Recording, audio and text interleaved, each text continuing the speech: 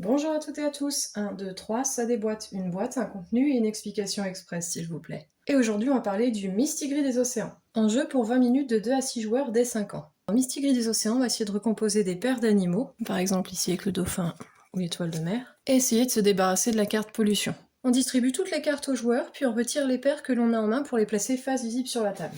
Par exemple ici, les dauphins, les étoiles de mer. Chaque joueur à son tour pioche une carte dans les mains d'un joueur situé à sa droite, sans la montrer aux autres joueurs. S'il peut faire une paire, il la pose au centre de la table, face visible avec les autres. Je m'en pioche une au hasard. Donc là, c'est le requin-marteau. Je ne peux pas faire de paire. Si par exemple ici, j'avais pioché celle-ci, qui est le poisson-clown, j'ai le poisson-clown, je peux former une autre paire. Une fois qu'on a posé une paire, on lance le dé intempérie. Donc sur le dé intempérie, on va avoir différents événements qui vont se passer. Sur le soleil, il ne se passera rien. Si on a le sonar, le joueur qui a la carte pollution doit montrer ses cartes aux autres joueurs. Si par exemple dans mes cartes, moi j'avais la carte pollution, j'aurais dû montrer ma dernière carte aux autres joueurs. Avec la carte tempête, on peut piocher 2 cartes dans la main de soit un joueur ou soit de 2 joueurs différents. J'aurais pu me dire par exemple ici, j'en aurais pioché une ici, et j'en aurais pioché une ici, au hasard. Et donc ici, j'aurais eu celui-ci que j'aurais pu poser, il me resterait celui-ci à trouver. Puis, en dernier, la tornade. La tornade va faire que chaque joueur doit passer sa main à son voisin de droite. Donc si par exemple on était tombé sur le dé après avoir posé une paire sur la tornade,